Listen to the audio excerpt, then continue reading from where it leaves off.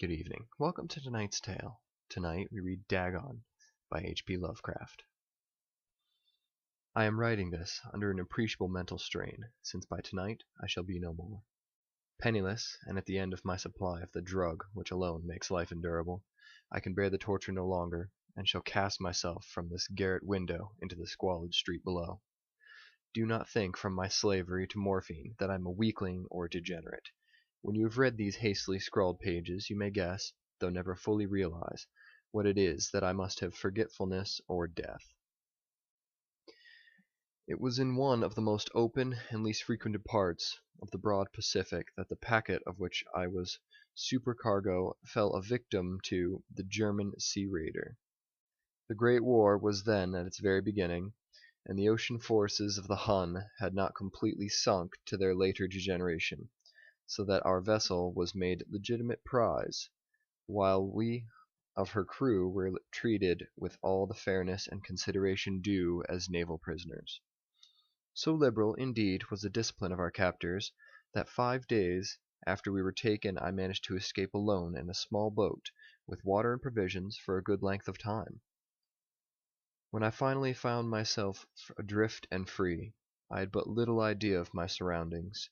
Never a confident navigator, I could only guess vaguely by the sun and stars that I was somewhat south of the equator. Of the longitude I knew nothing, and no island or coastline was in sight.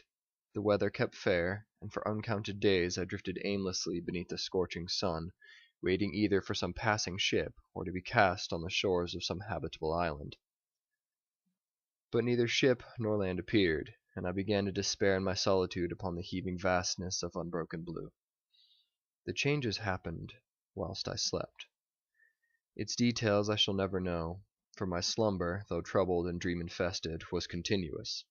When at last I awakened, it was to discover myself half sucked into a slimy expanse of hellish black mire, which extended about me in monotonous undulations as far as I could see, and in which my boat lay grounded some distance away. Though one might well imagine that my first sensation would be of wonder at so prodigious and unexpected a transformation of scenery, I was in reality more horrified than astonished. For there was in the air and in the rotting soil a sinister quality which chilled me to the very core. The region was putrid with the carcasses of decaying fish, and of other less discernible things, which I saw protruding from the nasty mud of the unending plain. Perhaps I should not hope to convey in mere words the unutterable hideousness that can dwell in absolute silence and barren immensity.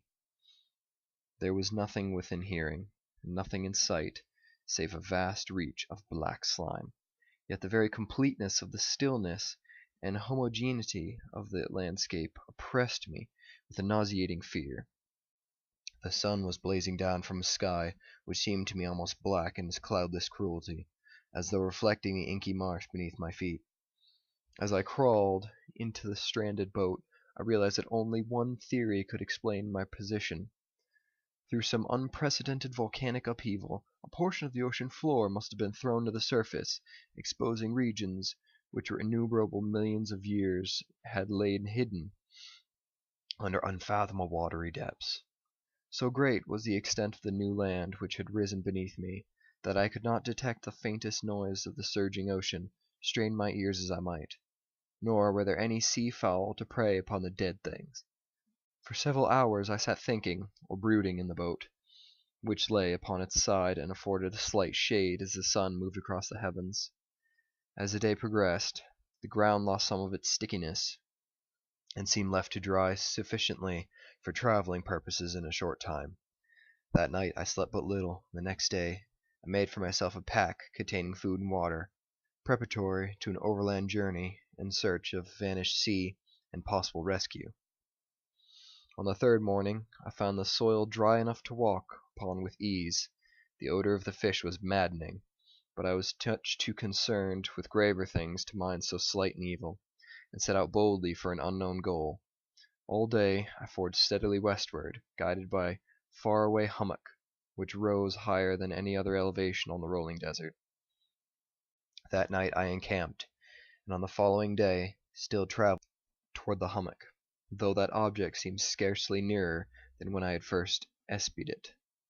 By the fourth evening I attained the base of the mound, which turned out to be much higher than it appeared from a distance, an intervening valley setting out in sharper relief from the general surface. Too weary to ascend, I slept in the shadow of the hill. I know not why my dreams were so wild that night, but ere the wanings and fantastically gibbous moon had risen far above the eastern plain, I was awake in a cold perspiration, determined to sleep no more. Such visions as I had experienced were too much for me to endure again, and in the glow of the moon I saw how unwise I had been to travel by day. Without the glare of the parching sun, my journey would have cost me less energy indeed, and I now feel quite able to perform the ascent which had deterred me at sunset. Picking up my pack, I started for the crest of the eminence.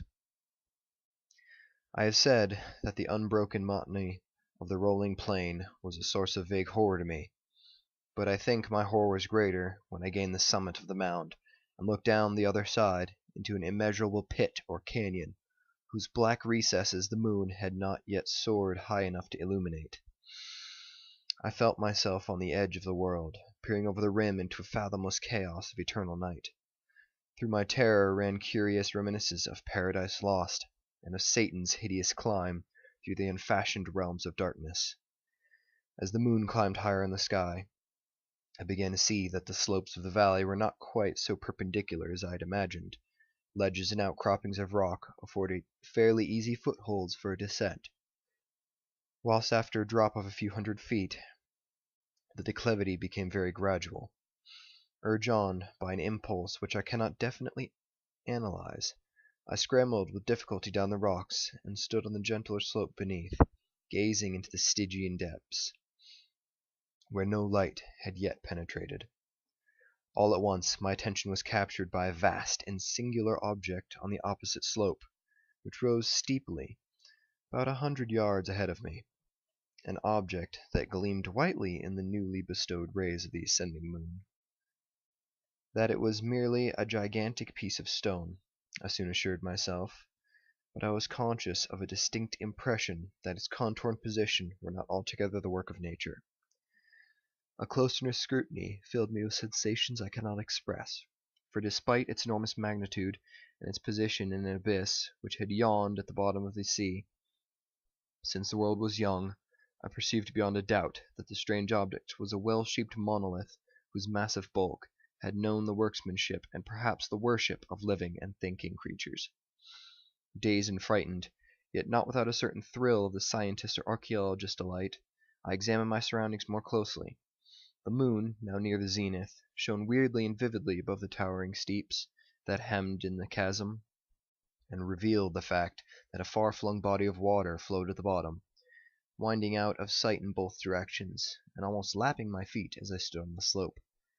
Across the chasm the wavelets washed the base of the cyclopean monolith, on whose surface I could now trace both inscriptions and crude scriptures.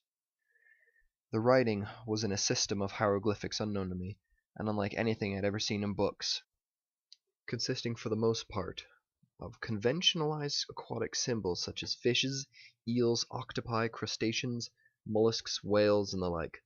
Several characters obviously represented marine things which are unknown to the modern world, but whose decomposing forms I had observed on the ocean-rising floor.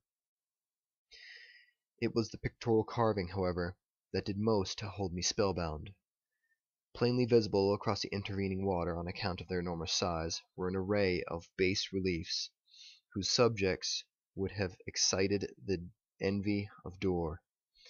I think that these things were supposedly to depict men, at least a certain sort of men, though the creatures were shewn disorting, like fishes in water of some marine grotto, or paying homage at some monolithic shrine which appeared to be under the waves of well. Of their faces and forms I dare not speak in detail, for the remembrance makes me grow faint. Grotesque beyond the imagination of a Poe or a Bulwer, they were damnably human in general outline, despite webbed hands and feet, shockingly wide and flabby lips, glassy bulging eyes, and other features less pleasant to recall. Curiously enough, they seem to have been chiseled badly out of proportion with their scenic background, for one of the creatures was shown in the act of killing a whale, represented as being little big or larger than himself. I remarked, as I say, their grotesqueness and strange size, but in a moment decided they were merely the imaginary gods of some primitive fishing or seafaring tribe, some tribe whose last descendant had perished eras before the first ancestor of Piltdown, Neanderthal man, was born. Awestruck at this unexpected glimpse into the past, beyond the conception of the most daring anthropologist, I stood musing while the moon cast queer reflections of the slight channel below me. Then suddenly I saw it. With only a slight churning to mark its rise to the surface, the thing slid into view above the dark waters. Vast, Polyphemus-like, and loathsome, it darted like a stupendous monster of nightmares to the monolith, about which it flung its gigantic scaly arms, and while it bowed its hideous head, and gave vent to certain unmeasured sounds. I think I went mad then. Of my frantic ascent of the slope and cliff, and of my delirious journey back to the stranded boat, I remember little.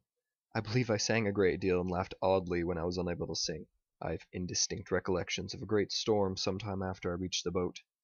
At any rate, I know that I heard peals of thunder and other tones which nature utters only in her wildest moods. When I came out of the shadows, I was in a San Francisco hospital, brought thither by the captain of an American ship which had picked up my boat in mid-ocean. In my delirium I had said much, but found that my words had been given scant attention, of any land upheaval in the Pacific. My rescuers knew nothing, nor did I deem it necessary to insist upon a thing which I knew they could not believe. Once I sought out a celebrated ethnologist, and amused him with peculiar questions regarding the ancient Philistine legend of Dagon, the fish god, but soon perceiving that he was hopefully conventional, I did not press my inquiries. It is at night, especially when the moon is gibbous and waning, that I see the thing. I tried morphine, but the drug has given only transient surcease, and has drawn me into its clutches as a hopeless slave. So now I am to end it all, having written a full account for the information of the contemptuous amusement of my fellow man.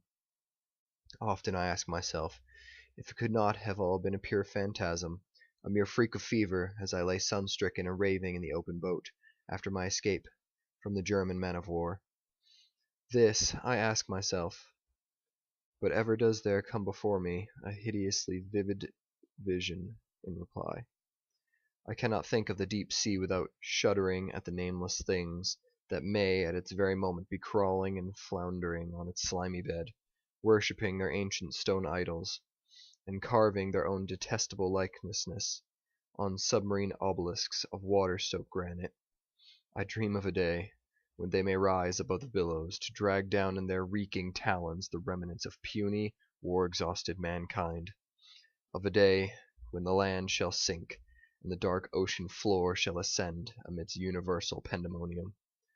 The end is near. I hear a noise at the door, as of some immense slippery body lumbering against it. It shall not find me. God, that hand! The window! The window!